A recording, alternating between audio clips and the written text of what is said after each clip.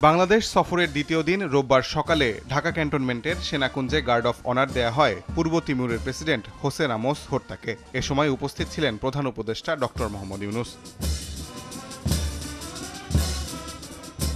পরে প্রধান উপদেষ্টার কার্যালয়ে বাংলাদেশ ও পূর্ব তিমুরের সরকার প্রধানের মধ্যে একান্ত বৈঠক হয়। আলোচনা হয় দুই দেশের সহযোগিতা বৃদ্ধির বিষয়ে। এ সময় দুই দেশের মধ্যে কৌশলগত বিষয়ে সমঝোতা স্মারক এবং কূটনৈতিক ও অফিসিয়াল পাসপোর্টধারীদের জন্য ভিসা অব্যাহতি সংক্রান্ত চুক্তি স্বাক্ষর হয়।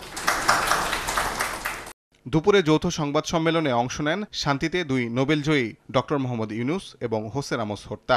ডক্টর ইউনূসের মতো সম্মানিত একজন ব্যক্তিকে সরকার প্রধান হিসেবে পাওয়াটা বাংলাদেশের মানুষের জন্য সৌভাগ্যের বলে উল্লেখ করেন পূর্ব তিমুরের প্রেসিডেন্ট। একই সঙ্গে বাংলাদেশের সঙ্গে বাণিজ্যিক ও অর্থনৈতিক সম্পর্ক জোরদারের আগ্রহ প্রকাশ করেন তিনি।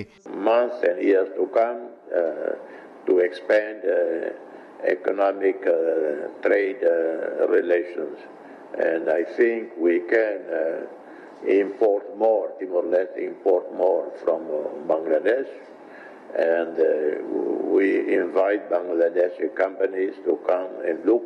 এদিকে আসিয়ানের সদস্য হতে যাচ্ছে পূর্ব তিমুর। রোহিঙ্গা সংকটের শান্তিপূর্ণ সমাধানের জন্য পূর্ব তিমুর সহায়তা করবে বলে মনে করেন প্রধান উপদেষ্টা।